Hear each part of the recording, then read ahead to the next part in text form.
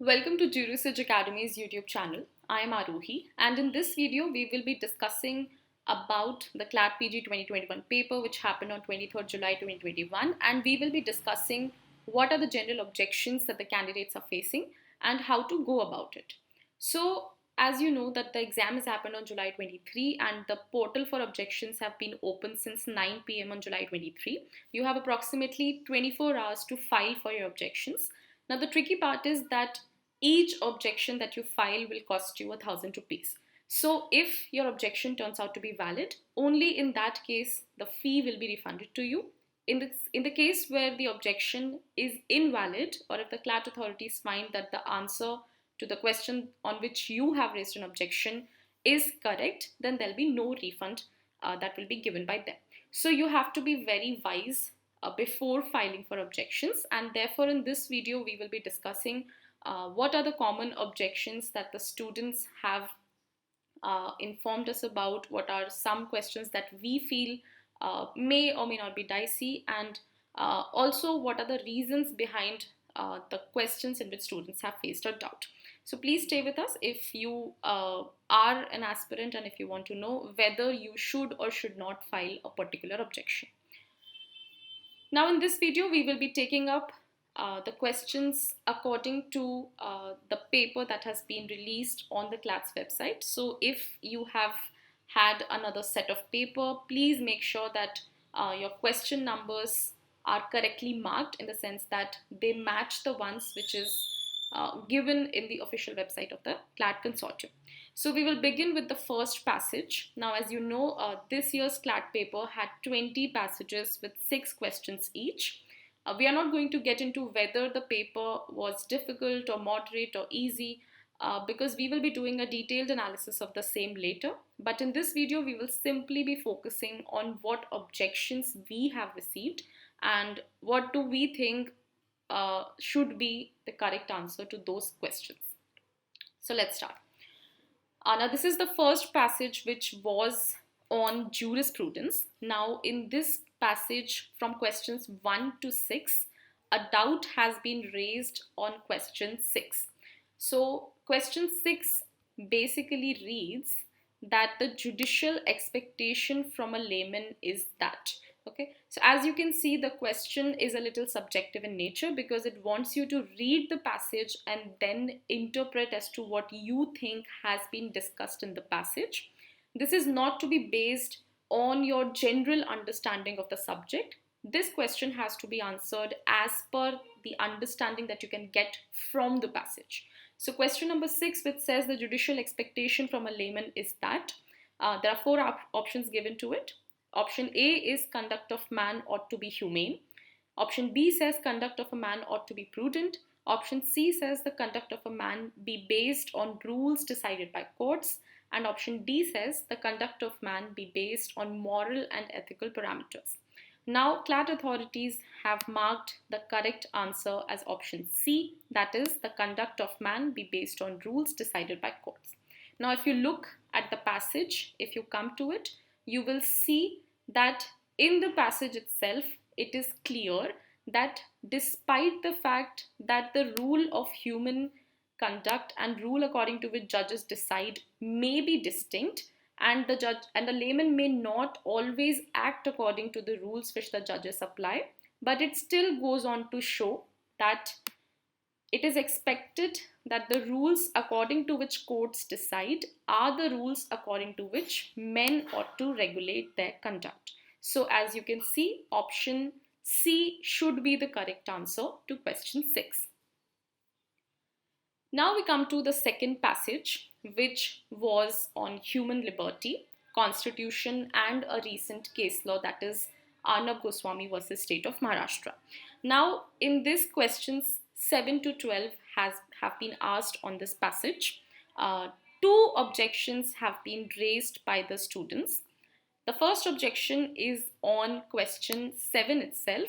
Now question 7 says, which of the following statements regarding human liberty is untrue? So they want you to highlight the option which is false. So now let's come to the options. Option A says liberty is a precious constitutional right. Option B says liberty is a limited fundamental right. Option C says liberty is a fragile concept. And lastly, option D, which has been marked as a correct answer, says that liberty is an infrangible concept. So as you can see, option D is the correct answer because all the other statements are true. Liberty indeed is a constitutional right. Liberty is also a limited fundamental right because it can be curtailed as per the process of law. Third option is also correct because liberty indeed is a fragile concept. Last option is false in the context of human liberty because liberty is not an inviolable concept. So the correct answer should be option D, which has already been stated by the Clat consortium. Now let's come to the other objection which has been raised, which is question number 9. So question number 9 of the same passage says, it has given you two statements and they want you to assert the correctness of these two statements. So statement 1 says, for seeking the intervention of the court, the petitioner has to prima facie establish that the state agency has misused the force of criminal law, which causes casualty for the human liberty. Okay. Second statement says, the deprivation of liberty via rule by law is bearable up to 24 hours. Now, when you look at the passage and when you generally understand in what context can human liberty be curtailed, you will understand that option C indeed is true, which says that statement 1 is true and statement 2 is false. Statement 2, now this question is confusing to a lot of candidates because as per the constitution and as per the criminal law also, it has been stated at multiple places that a person has to be produced before a magistrate within 24 hours of his or her arrest. So that has led to the confusion. But I believe that option B is untrue because it uses the term bearable. It says that liberty and the deprivation of liberty by rule of law is bearable up to 24 hours. So that is an incorrect understanding of the law. It is not bearable up to 24 hours because if there is rule by law and if you are applying rule by law, then a person cannot be detained or he cannot be deprived of his liberty without a reasonable cause. So point 2, that is your statement true, indeed is untrue. So I believe that the Clat authorities in mentioning option C as the correct answer have rightly decided it. Now let's come to passage 3, which is on a very important judgment of Babita Punia. This was a case with respect to grant of permanent commission to women in army. So in this case, the court is discussing the gender stereotypes and what should be the role of the courts. Now in this passage also two objections have been raised. First is question 14, which basically asks you that out of the given options, which was not a direction which was given in this court, in this judgment. So if you have gone through the judgment of Babita Punia, in the end of the judgment, there is a series of directions which the court has given.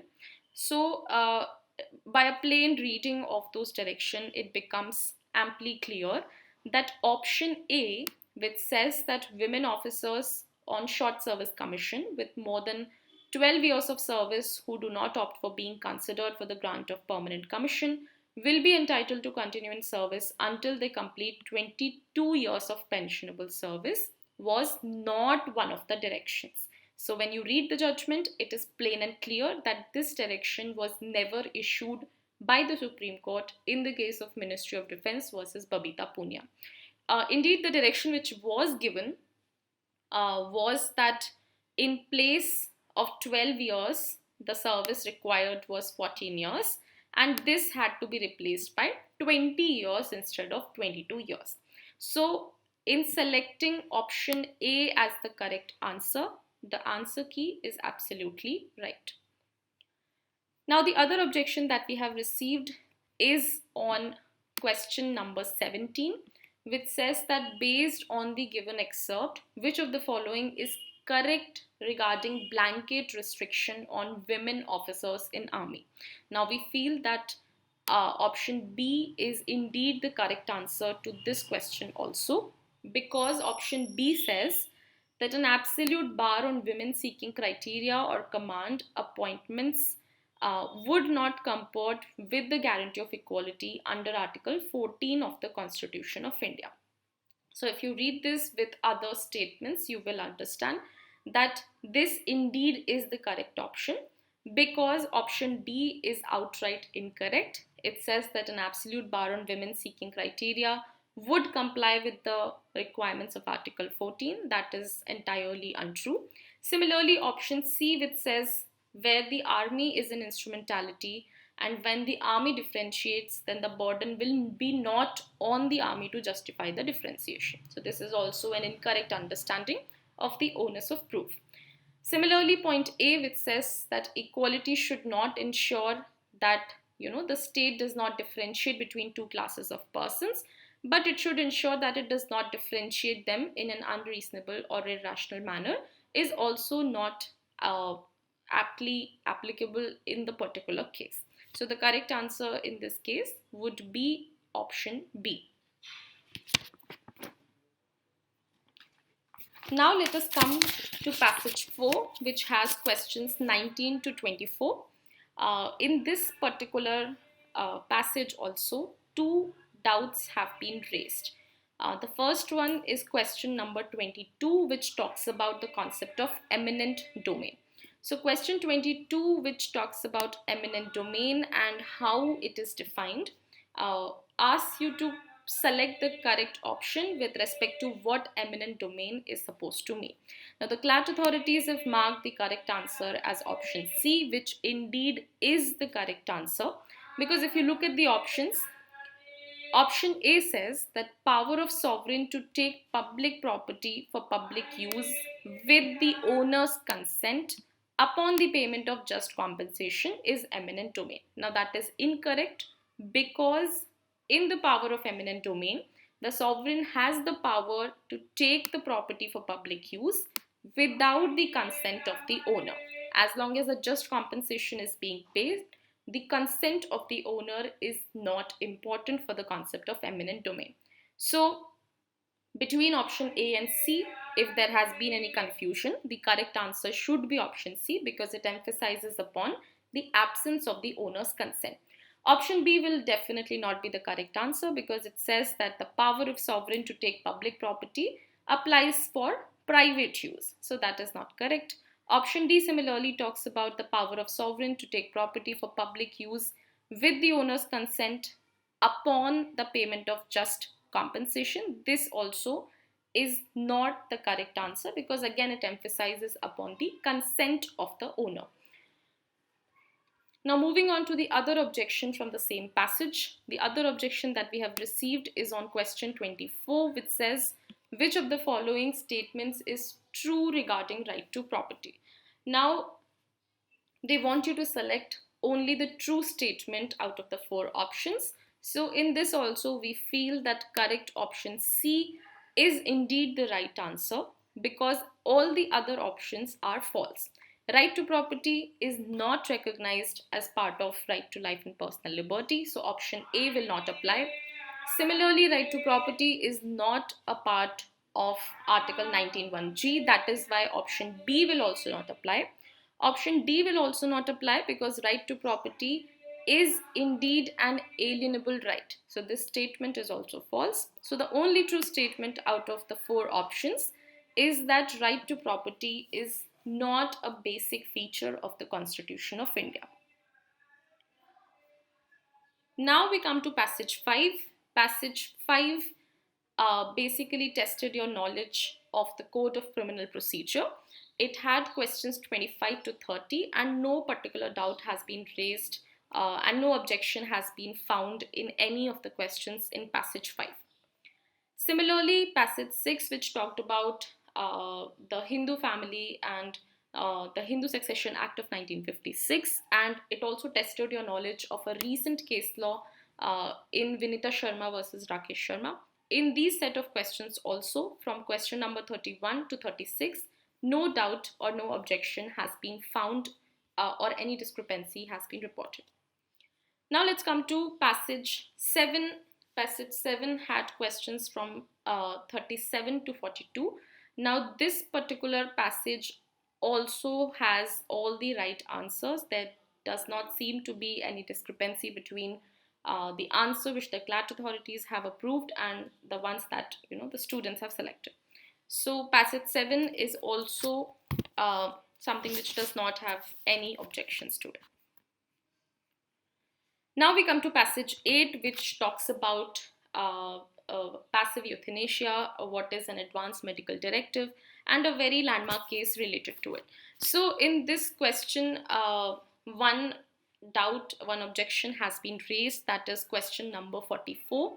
Now question number 44 says that based on the given excerpt, okay, so firstly you have to understand that whatever you are going to answer needs to be based on the passage that you have just read. So then they ask you, which of the following is not correct regarding an advanced medical directive? Now, the correct option that they have mentioned is option D, which is right of execution by an individual depends on recognition or legislation by a state. So please remember that you had to select the option which is false with respect to advanced medical directive. Now, if you look at the passage itself, the passage in itself has very clearly pointed out that a right of having an advanced medical directive by an individual does not depend on any recognition or legislation by a state. And we are of the considered opinion that such right can be exercised by an individual in recognition and in affirmation of his right of bodily integrity, etc. So as you can see, the passage in itself has very clearly and in unequivocal terms stated that such a right does not depend on the recognition of legislation by a state. So in that sense, option D indeed is the correct answer, because this is a polarly opposite statement of what has been stated in the passage itself. So the correct option would indeed be option D. Now we will come to passage 9, which has questions 49 to 54. We have received 2 objections from this passage, and the first objection that we have received is question number 51 and the other one is question number 54. Now this passage was based on the understanding of open courts, and it also tested your knowledge of recent as well as landmark cases. So the first objection that has been raised is on question 51, which says, which of the following statements is true regarding significance of open courts? So in this you have to select an option which is true with respect to the importance of open courts. Now the answer which the Clat authorities have given is option D, but let's analyze whether any other option can also be construed as a correct option or as an option which is true with respect to the significance of open courts. So option A says, it is pertinent that the public be informed regarding the working of courts of justice. Now that could be said to be one of the objectives of the concept of open courts. So this is subject to interpretation. This statement could indeed be classified as something which will fall under the importance of open courts. However, options B and C, of course, will not fall as being true statements, because option B says public trial in open court is detrimental to healthy, objective and fair administration. Now that is an incorrect understanding of open courts. Similarly, option C, which says trial held subject to the public scrutiny and gaze is conducive to judicial caprice or vagaries, this is also an untrue statement. So both option A and option D can be said to be true statements with respect to significance of open courts. But as you can see, this is subject to interpretation, so it is not a very short objection that you can raise. But if we just go by a basic understanding of what open courts are and what purpose they serve, then both option A and option D can be the correct answers. Now let's move to the next doubt or objection that has been raised from this passage. That is question number 54. Question number 54 says, the prevalence of which of the following among public is obstacle to the effective implementation of the open court principle. Now they want you to select the option which can act as a hurdle or as an obstacle to the implementation of the open courts principle. Now the correct option that they have given is option C, which according to us is also the correct answer, because option A, which says technological dexterity, now being well versed with the technology is not an obstacle to effective implementation of open court principle. Instead, it is actually one of the reasons by which the open court principle can be effectively implemented. So option A cannot be the correct answer. B, which says lack of knowledge gained during court proceedings, that is also not one of the obstacles in the implementation of the open court principle. Third option, which says lack of awareness about court proceedings, now that is a very solid obstacle for the effective implementation of the open court principle. So the correct answer should be option C, that is lack of awareness about court proceedings. Now let's come to passage 10, which has questions ranging from question number 55 to question number 60. Now in this particular passage, the court has been talking about what kind of restrictions, what kind of conditions can be put, in an application for bail, and the court has discussed that particular thing in this particular judgment. So the questions that follow, among them, two doubts have been raised. First one is question number 56, which talks about consider the following statements, and you have to ascertain the veracity of the two statements that are provided.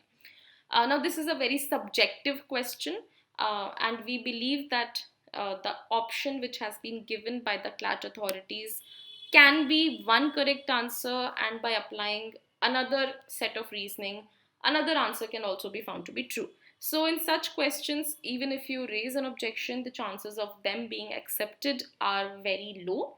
But nevertheless, let's analyze the question a little bit. 56.1 says that judges play a vital role at all levels as teachers to the entire legal community and the public. Option B says courts should desist from expressing any gender stereotyped opinion during proceedings or in the course of a judicial order. Now, if we go by a general understanding of the role of judges and what they should refrain from doing, from that point of view, both the options seem to be the correct statements.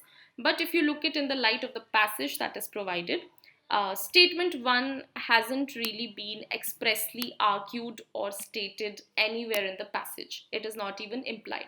So if we just go by the logic that the passage does not talk about it, in that sense, we can say that statement 1 is untrue. But if we talk about, in general, the role of judges and their duties, then statement 1 can also be true. So the option which is given by Clat authorities, that both the statements are true, is again very subjective, and there cannot be one correct answer, we believe, and it is subject to interpretation. So in these kind of subjective questions, your objection may not be sustained. The next question that has been objected to is question number 58. Now this also is very clear if you just read the passage that is given to you. The question says, imposing irrelevant conditions which have no nexus with the offence or relevance to the object of the bail provisions may violate which of the following principles? Now the correct option which has been given is option B, which says both A and B can be the right answer. So this indeed is taken directly from the passage, so there can be no confusion with respect to the correctness of this particular question, because the judgment that has been cited very clearly says imposing irrelevant conditions is violative of right to equality and personal liberty, including procedure established by law. So it is amply clear that right to equality and right to personal liberty both are being talked about. So in this sense, the correct option should be option D for question number 58. Now we come to passage 11, which has questions 61 to 66. Now this was also a passage on CRPC, and no doubts have been reported or no objections have been reported by the students. Similarly for passage 12, which talks about torture and the international aspect of it, which had questions 67 to 72. Again, no doubts have been raised with respect to these questions. Passage 13, which talks about extradition. In this passage, two doubts have been raised. First is question 76, which basically asks you that which of the following rules is generally followed in extradition by the requested state vis-a-vis the nature of criminal justice system in the requesting state. Now for this question, the correct answer that has been given is option B, that is rule of non-inquiry. So if you take a look at the understanding of these principles, then it will become amply clear that in this particular question, rule of non-inquiry is applicable, because under the rule of non-inquiry, a court is barred from denying extradition of an accused criminal, even when it is clear that the accused will be the victim of torture, cruel and inhumane treatment in the requesting country. So for question number 76, B seems to be the correct answer. Coming to question number 78, which is another objection which has been raised by the students. Question 78 asks you, according to the given passage, which of the following is not a similarity between deportation and exclusion? So if you were to read the passage, you will find that according to the passage, both deportation and exclusion are non-consensual exercises and not consensual treaty obligations. They both relate to ordering a person to moving outside a territory, and they both are acts of sovereign states. So option A, B and C are actually points of similarity, but option C, which says both are precursors to extradition, that is a false statement. So the correct option should be option C. Now we come to passage 14, which had questions 79 to 84. Now the most doubts and the most objections which have been raised are raised from this passage, that is question number 82 and question number 80. So in this we will be analyzing what should be the correct answer, because it could be confusing on account of a landmark case law. So this passage dealt with the issue of guardianship under the Hindu law. So question number 80 asks you that the natural guardian of a Hindu minor is which among of these options that are given. So if you look at section 6 of the Hindu Minority and Guardianship Act, you will find that the natural guardian of a Hindu minor is the father, and after him it is the mother. So even though both the father and the mother can be the natural guardian at different points in time, the first priority which has been given is to the father.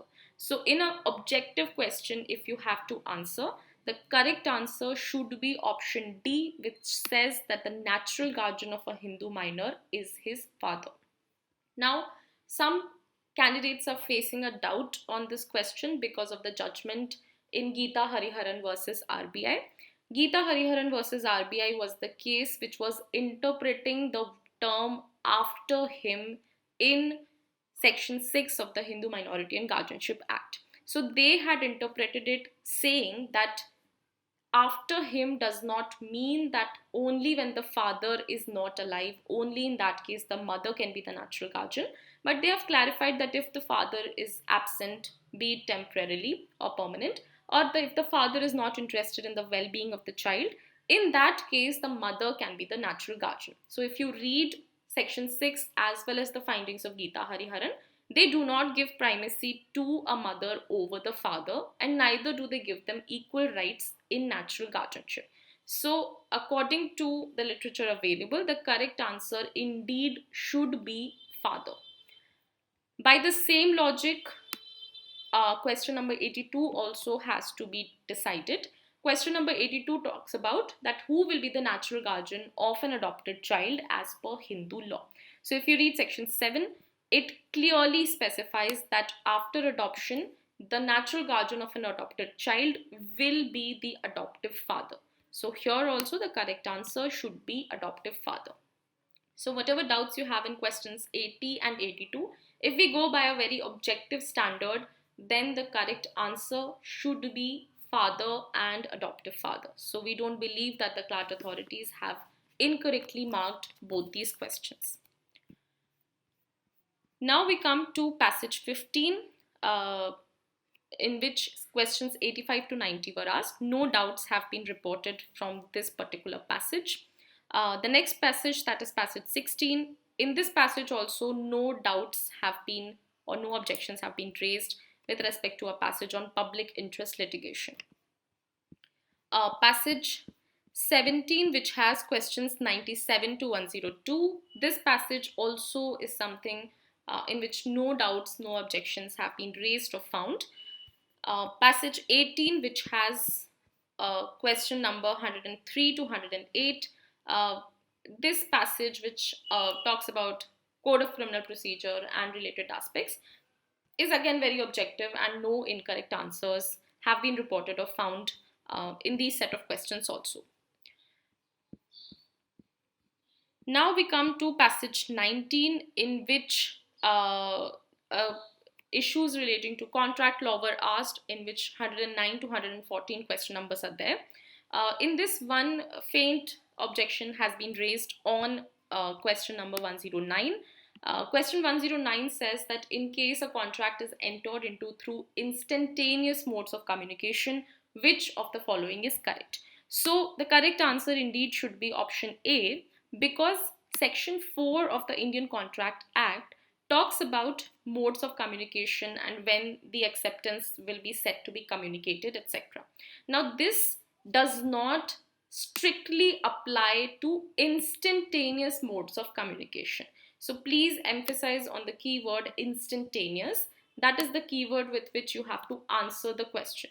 So even though section 4 is applicable to acceptance communicated in general, but by use of instantaneous methods, it is not strictly applicable. So the correct answer indeed should be option A.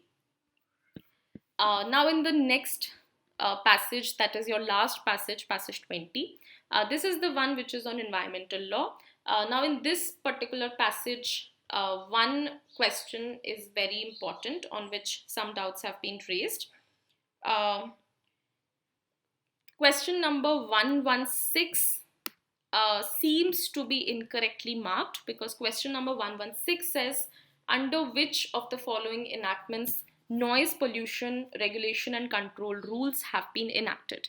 Now if you read at the note, if you look at the notification through which these rules have come into effect, you will find that the notification only mentions Environment Protection Act. It says that section 6 and 25 of EPA are being invoked for the enactment of these rules. There is no mention of the Air Prevention and Control of Pollution Act 1981. So we believe that the correct answer to this question should be option B instead of option C.